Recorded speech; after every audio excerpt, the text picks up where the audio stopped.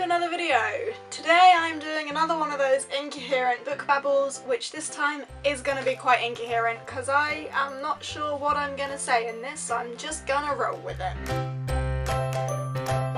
I recently finished Crown of Midnight by Sarah J Maas, and I have thoughts on this. I said in my wrap-up that I would do a book babble on it. Here I am doing that book babble, and if you watched my wrap up you will know that it pretty much took me the entirety of February to read this book, which is really bad considering it's only 418 pages, which isn't long really, and it took me a whole month to read it. I had issues with this book, many issues. Mainly my issue being that it was really slow going, and I think you can see how slow it was from the fact that it took me all month to read it. I don't want to like down talk it too much, because I mean I did still enjoy it, I still enjoyed the story.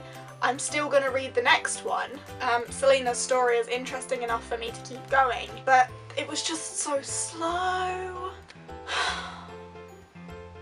I felt like half the time nothing was happening. Like, it only picked up much closer to the end, but it still wasn't like, it was nothing spectacular. I'll throw it out there, I gave it 3 stars. 3 stars being, I read it, I enjoyed the story. I still had issues with the characters, I had issue with the pacing. I don't know. This is why I say this is going to be incoherent, because I really don't know what to make of this book, because I wanted to love it and I didn't.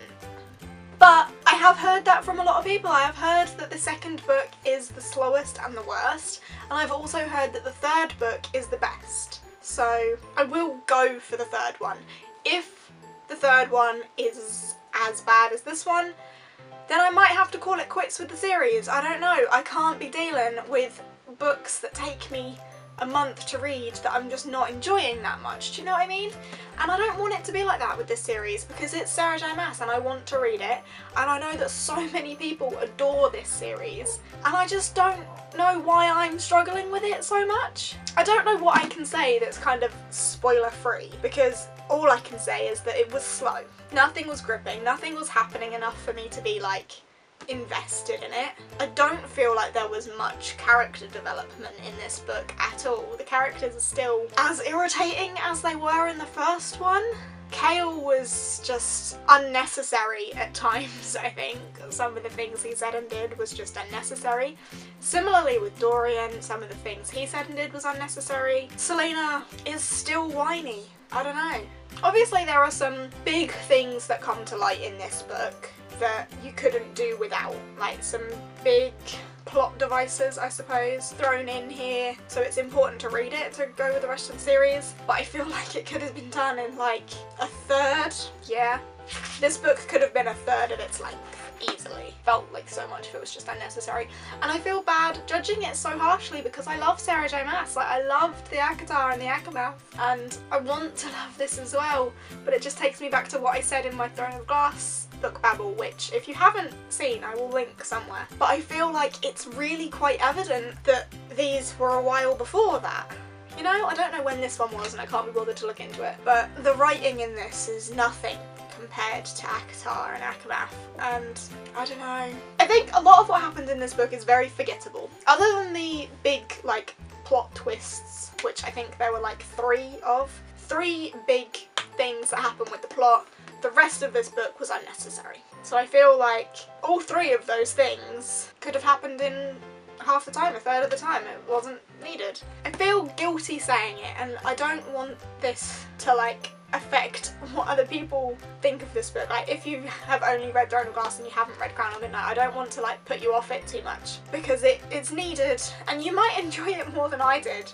Like, there's definitely action in there, but I don't know, maybe what the issue was for this. I was reading this between reading The Raven Boys and The Dream Thieves, because The Dream Thieves hadn't turned up at that point. So maybe the reason I didn't enjoy it so much is because I was reading it as a time passer. Like, I wasn't incredibly invested in it. It wasn't what I wanted to read at that moment, because what I wanted to read was The Dream Thieves, but I didn't have it. So maybe because I was in that mindset, like I was still in Caves of Water, I wasn't in wherever this is set. Maybe that had an effect on me, and maybe I was in a bit of a book hangover from the Raven Boys, so this just wasn't filling me with that joy that I wanted. Maybe that was what it was, and that's possibly likely. I don't know. I just really hope that Heir of Fire delivers much more. But I'm not gonna read that for a while, I think. I think I'm gonna give myself a break from this series for a little while. I'll finish the Raven cycle so I can get that all out of my system. Maybe read something just to get me out of the book hangover that I will probably be in from the Raven cycle, and then I'll go back into this world and read Heir of Fire. And hopefully if I get all of that out of my system, then maybe I will enjoy it more. But as I say, I've been told the third one is like the best one, so who knows? I'm gonna have to leave it at that for spoiler free, because there's not much else I can say, because the only interesting things that happened in this book were like big plot twists, and if you haven't read it then you don't want me to spoil it for you. But other than that, I just found it really slow and not gripping, really. Sorry to everyone that loves this series so much, but this particular one was not for me. I enjoyed Throne of Glass more, and I think that's saying something, because I definitely had issues with that book as well, but I did enjoy that more. I gave that a 4-star rating. This is definitely down to a 3. If this series goes down to a 2, then I'm gonna have to stop with it, because like, what's the point in reading a book you're not enjoying? So yeah, I'm gonna leave it at that for spoiler free and discuss those 3 items that are actually okay. So this is probably going to be quite a quick book babble. So yeah, if you haven't read this book, now is the time to leave. Sorry for basically dissing this book a lot. But as I say, I didn't hate it. It was just really slow. I still enjoyed the story, and I will continue. I just feel it could have been done a lot better. Okay, if you haven't read it, go away. Spoilers be here. Okay, so 3 things that happened in this book that are worth happening. Right. 1, you find out that Selena is, how do you pronounce it? Aelin? I'm gonna say Aelin. You find out that Selena is a fae, and that she is the Lost Queen of Terrasen, and her name is Aelin and other things I can't pronounce. That. But I saw it coming, so like, why would Eleanor have all this special stuff for her? Why is she special if she's just a normal human? Because she's not. She's fae, and she's the Lost Queen of Terrasen, so saw it coming, but, you know, it needed to be done. 2, Dorian has some sort of magic powers. That's worth happening and worth knowing. Interested to see how that's gonna, like, roll out in future. And 3, Nehemia died. That was the best part of this book for me. And that's saying something, because Nehemia was my favourite character, and I didn't want her to die. She was my favourite character. She was the only character that I had no issues with in terms of her maturity levels or how whiny or anything all the others were.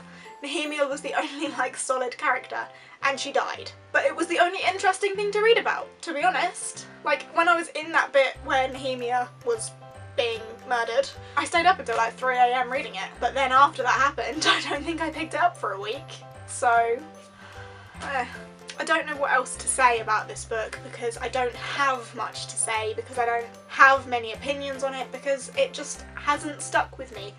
Nothing has had an impact on me. I think Kale was an unnecessary asshole most of the time. The little romance fling they had was cute and all, but again, kind of like forgettable. The big creature thing coming out of that portal was, you know, fun.